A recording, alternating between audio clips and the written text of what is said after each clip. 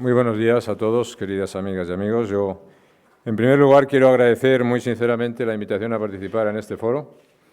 Me prodigo muy poco aquí en España, pero yo dije que sí a esta invitación porque me parecía la ocasión de decir, no de contar, y no vengo aquí para contar algunas historias personales que seguramente serán muy entretenidas y podrían estar además trufadas de anécdotas muy relevantes, sino para hablar de algunas cuestiones que me parecen sustanciales en el proceso europeo, en la historia de España y en lo que significa la situación española de hoy. Es decir, que vengo a decir lo que quiero decir, dicho sea de paso, y agradezco mucho la invitación por eso.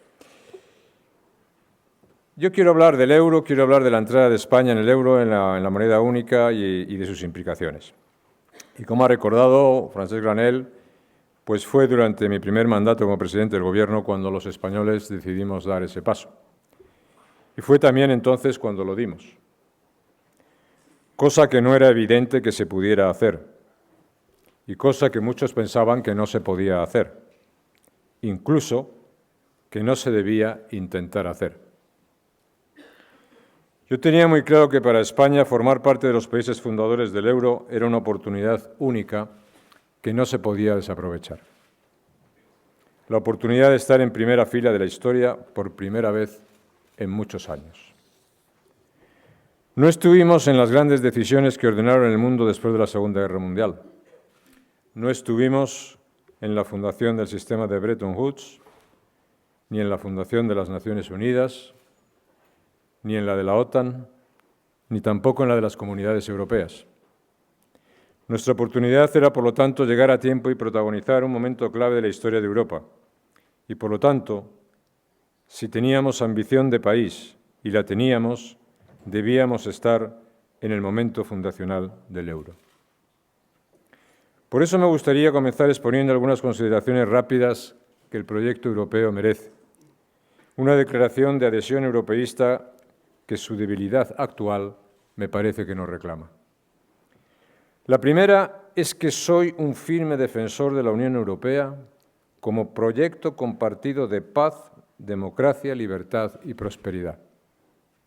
Entiendo y aprecio su sentido histórico profundo y cualquier reflexión sobre él la realizo siempre sobre esta base de europeísmo consciente. Para mí, la Unión Europea representa la victoria de la reconciliación sobre el conflicto, de la democracia frente al extremismo político, de las alianzas y la colaboración frente a la división y las disputas. El proyecto europeo es, antes que cualquier otra cosa, en mi opinión, un hecho moral excepcional en la historia europea y mundial. En segundo lugar, creo que Europa ha desempeñado un papel fundamental en el proceso y en el avance de la civilización mucho más allá de sus fronteras originales. La promoción y la defensa de los derechos humanos y de las libertades, la separación de poderes, los conceptos de ciudadanía y pluralismo político han guiado sus pasos durante mucho tiempo. En buena medida, el proyecto europeo marcó el camino de nuestro proceso de democratización, exigiendo la acreditación de transformaciones políticas reales, que solo después de las elecciones de 1977 fueron aceptadas, abriéndose entonces y solo entonces las negociaciones reales para nuestra adhesión. Hoy conviene recordar esta capacidad transformadora del proyecto europeo que operó también en la Europa central y del Este después de 1989, pero a la que actualmente en ocasiones parece haber renunciado. La Unión proyectó hacia el exterior su fuerza interior, pero hoy en ocasiones proyecta también su desorientación y su parálisis. Finalmente, me parece muy necesario recordar que a España le sienta muy bien Europa. La historia económica de España desde mediados del siglo XX hasta la fecha es una historia de éxito. De hecho, es uno de los procesos de convergencia más exitosos de todo el planeta. Y en ese avance la Unión Europea ha jugado un papel esencial. Los momentos en los que España ha logrado dar saltos cualitativos en su desempeño económico coinciden con procesos de apertura de la economía y de reformas económicas liberalizadoras. Cada vez que hemos sido fieles al proyecto económico europeo, aun cuando eso haya exigido sacrificios, hemos salido ganando. Por lo tanto, inicio esta intervención afirmando mi europeísmo, afirmando mi deseo de que Europa influya más e influya bien, y afirmando sin la menor duda que la mejor España es una España no ya europea, sino militantemente europeísta. Pues bien, no cabe duda de que la incorporación de España a la moneda única fue uno de sus momentos clave para nuestro país a los que acabo de referirme. El euro tenía y tiene un sentido económico y un sentido político. Zanjó el riesgo de desintegración europea que ocasionó la reunificación alemana y zanjó también la tentación de que lo anterior se hiciera al precio de asumir una Europa de dos velocidades, que habría supuesto un golpe muy duro para España. Y debo decir que en esto último el papel de España fue decisivo. Lo diré con otras palabras. Mis predecesores habían decidido que España no fuera parte de la primera fase de la Unión Monetaria, no fuera parte fundacional del euro. La decisión que se tomó después fue exactamente la contraria, que España fuera parte del euro desde el momento fundacional. Ese papel político, derivado de una decisión política de estar en el euro desde el principio y estar con todas las consecuencias. Como acabo de decir, algo que pudo no haber ocurrido si se hubiera decidido otra cosa, porque no todo el mundo estuvo de acuerdo con esa decisión, pero esa fue la decisión del Gobierno. Y hoy me parece que a la vista de los hechos, cualquier ejercicio contrafactual ilumina aún más la importancia de ese acontecimiento para la economía y para la sociedad española. Para España, el euro representó una ambición común capaz de movilizar todas las capacidades del país. Fue una ruptura con el pesimismo. Revitalizó un europeísmo español que los estudios sociológicos de entonces situaban en su mínimo histórico, a mitad de los años 90. Dibujó un horizonte claro que guiaba la acción política por causas predecibles y lleno de sentido nacional. Por eso, porque se comprendió la dimensión histórica de aquella encrucijada y se ofreció a los españoles la oportunidad de recuperar el tiempo perdido, la España de 2004, cuando dejamos el Gobierno, era estructuralmente y hasta hoy bien diferente a la de 1996, cuando llegamos. Hoy España dispone de una renta muy superior a la que había en 1996, pero es que en solo 8 años, entre 1996 y 2004, España ya había recorrido gran parte de ese camino, situándose en el 90% de la renta de la Unión Europea, a 15. Y en esos mismos años se crearon más de 5 millones de empleos nuevos, y por eso hoy contamos con una fuerza de trabajo que en los peores momentos de la crisis ha consolidado un suelo de 17 millones de personas trabajando. Esto es después de 20 años de haber estado sin crear un solo puesto de trabajo en términos netos. El euro ha permitido dar un nuevo salto cualitativo a la economía española, ha permitido ensanchar nuestras capacidades productivas de financiación y de internacionalización hasta límites que no habríamos alcanzado nunca sin él. Pues bien, a raíz de la crisis económica, no han sido pocas las críticas que se han vertido sobre los errores de diseño del euro. Y quiero decir que yo no estoy de acuerdo, o por lo menos no estoy de acuerdo del todo. A mediados de los 90 todos sabíamos claro quién era Mandel y sabíamos que la zona euro no era un área monetaria óptima. Pero el euro respondía a un argumento sencillo. Un área integrada comercialmente, con plena libertad de movimiento de personas y de capitales, como estaba diseñada y aspiraban a compartir los países miembros, se beneficiaría claramente de una moneda única. Se reducirían los costes de transacción, se eliminaría la incertidumbre asociada a la gestión real del tipo de cambio, se incrementaría el acceso a la financiación aumentando de esta forma el potencial de crecimiento de cada una de las partes y del conjunto. Y todo esto lo hemos tenido. El problema no ha estado ahí. El problema ha sido considerar el euro como un punto de llegada, cuando en realidad era y es un punto de partida. Un punto de partida que exige mantener compromisos que han sido reiteradamente ignorados. Dicho de otro modo, en el año 2000, cuando España entra en el euro, en 1999, no estamos en la meta, estamos en el punto de salida de un cambio político, económico, social, cultural, formidable para España. Y por eso, para que las ventajas del euro se consolidaran en el tiempo, era preciso mantener con perseverancia los compromisos de disciplina presupuestaria y de reformas económicas para generar crecimiento y para suavizar el impacto de las crisis. Pero ya sabemos que cuando la coyuntura no acompañó a principios de siglo, Francia y Alemania quebraron el Pacto de Estabilidad. Y a la vista de ello, el resto de países, entre ellos España, decidieron equivocadamente paralizar las reformas económicas, exhibiendo los buenos resultados de un ciclo económico que estaba llegando a su fin. La pérdida de prestigio en gran medida del proyecto europeo es el resultado de ese error. Se ha abandonado el modelo que estaba en los tratados fundacionales de la Unión Europea, al que el euro tiene que servir como pilar fundamental. La gestión económica de la crisis ha estado centrada en reforzar la arquitectura del euro y sus defensas ante otras futuras crisis. Y eso está bien, y yo lo valoro. Pero los nuevos mecanismos de estabilidad para compartir riesgos y los nuevos mecanismos de coordinación de políticas económicas quedarán en nada si no se acompañan de la voluntad política necesaria. Yo estoy convencido de que, por ejemplo, la unión bancaria constituye un paso fundamental y obligado, aunque lento, para la consolidación definitiva del euro a escala global. El simple hecho de que exista es ya un mensaje claro de compromiso y de continuidad.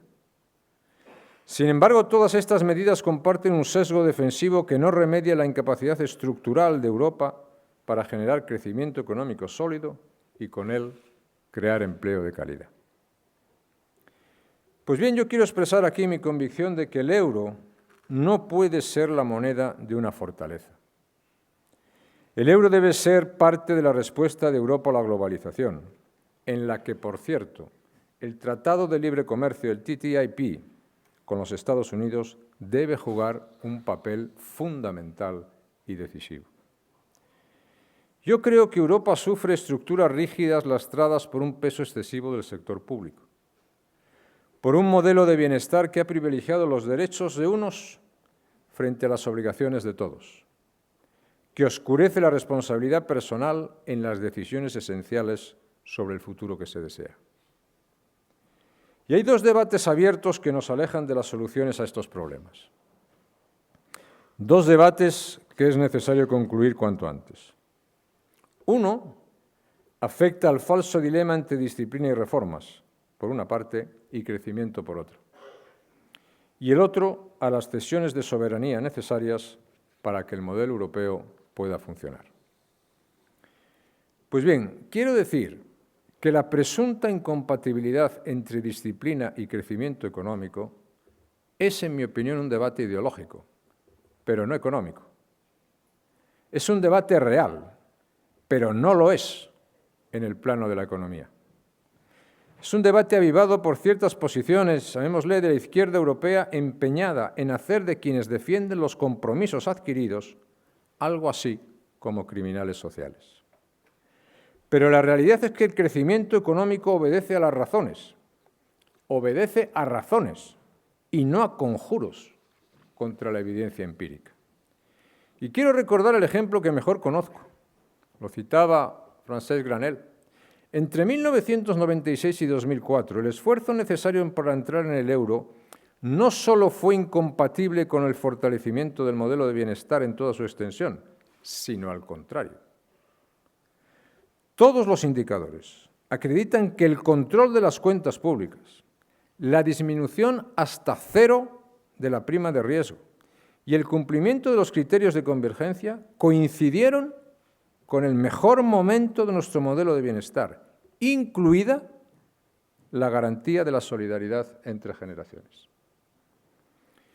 Insisto, por lo tanto, hay que volver a tomar en serio la disciplina y las reformas también como instrumento decisivo de política social. Y quiero decir también que la apelación constante y creciente al crédito coloca a la economía ante uno de los muchos riesgos que acechan la estabilidad mundial y que pueden ser detonante de una reacción violenta de los mercados. Tenemos demasiado recientes las consecuencias de la crisis de financiación que sufrimos en 2012 como para que este no sea un argumento de peso a la hora de actuar.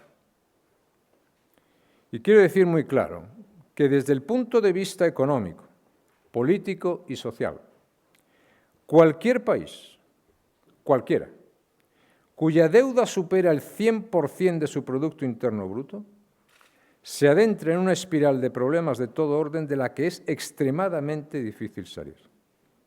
Y esto me atrevo a decir que es difícilmente discutible.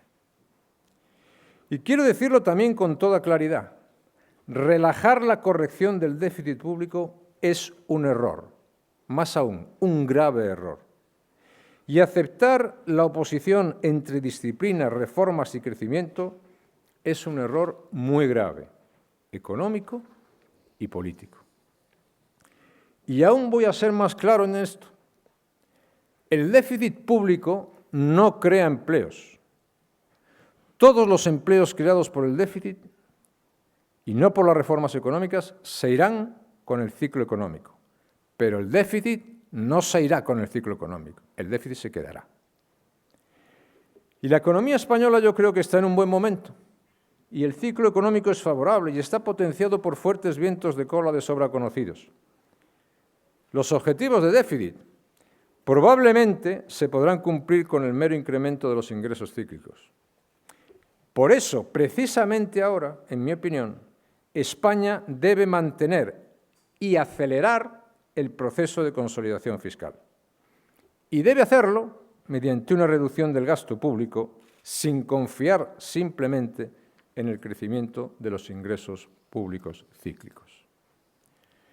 El momento actual es el idóneo para poner en marcha un proceso de consolidación fiscal expansiva como el que operó en España entre 1996 y 2004.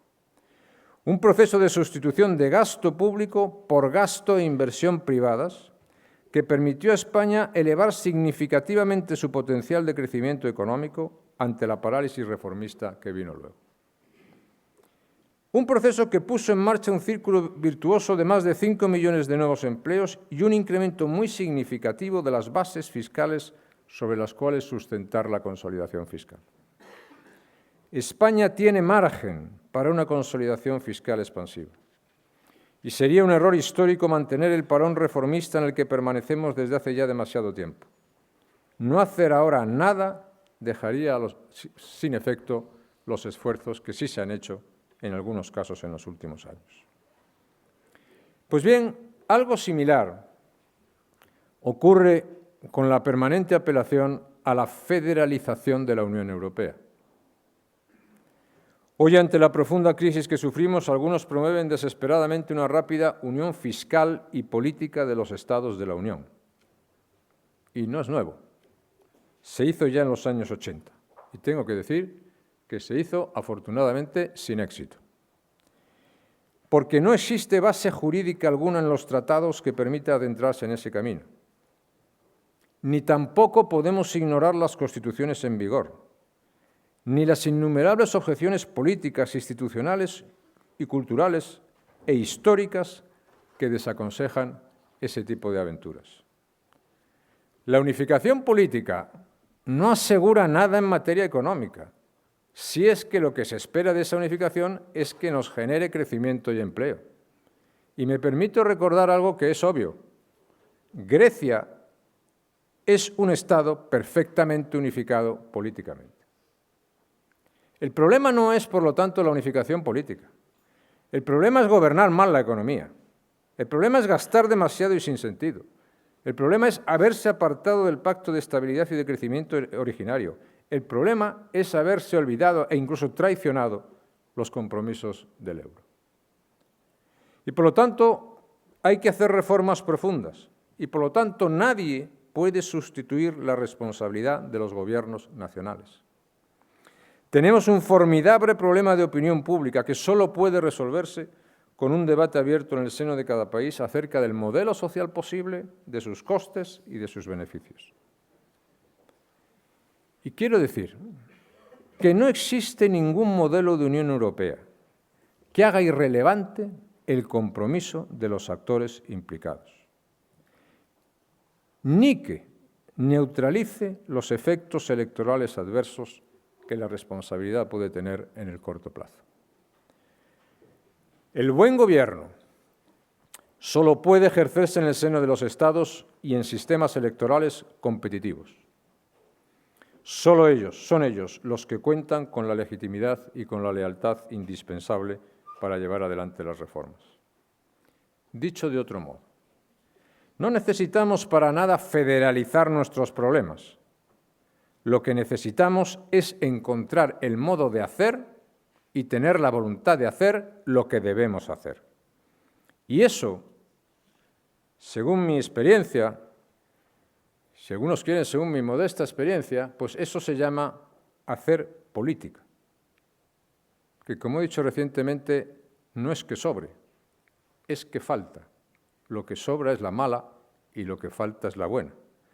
Pero falta hacer política, hacerla persuasivamente y, si eres partidario, hacerla mejor que los adversarios. Es el momento de empezar a hacer verdadera política sobre Europa, pero debe hacerla cada país. Y en eso, pues Europa creo que tiene que cambiar de discurso. La Europa del euro útil, dinámica, competitiva y presente en el mundo requiere otros debates, requiere otras ambiciones y requiere también otros liderazgos. Yo creo que es imperativo y urgente acabar con la desubicación estratégica que está asolando en este momento la Unión Europea. La supervivencia del proyecto europeo pasa por fijar un horizonte ambicioso pero realizable en el que los ciudadanos europeos puedan depositar una vez más sus esperanzas y su futuro. Como hace 50 años, se trata de buscar el modo de proteger simultáneamente el carácter liberal de nuestras sociedades y de nuestras instituciones. Se trata de ganar competitividad para generar empleo y progreso real en una economía global cada vez más abierta y cada vez más exigente. Se trata de renovar y fortalecer el modelo europeo de bienestar sobre bases posibles, justas y realistas. Y finalmente se trata de hacernos cargo de nuestra seguridad de forma responsable y previsible. La gestión política de la crisis económica en prácticamente todos los países del euro ha dejado como consecuencia más visible una enorme sima entre los ciudadanos y el poder político. Un enorme pozo de desafección y de desencanto que se está organizando políticamente. De cómo se gestione este problema dependen en gran medida el futuro del euro y de la Unión Europea, y con ello buena parte de nuestras esperanzas de bienestar y de prosperidad futura. Ojalá tengamos la sabiduría de aprovecharlo. Muchas gracias a todos por su atención y muy buenos días.